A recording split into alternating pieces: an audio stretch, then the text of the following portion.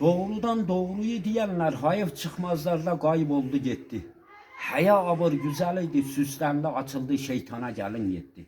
İnanç durdu, iman yetti, sen gel bu derdi çekindi, şeytana emri veren kimdi?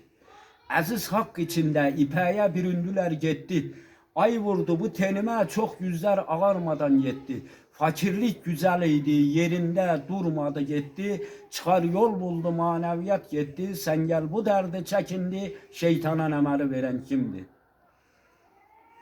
Zaman çok şeyleri bizden aldı götürdü gitti.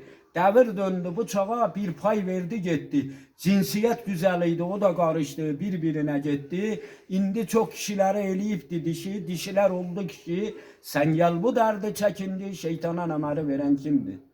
Öğüt verdim bana tutmadı sözüm atıldı zemine kırılıp dağıldı gitti.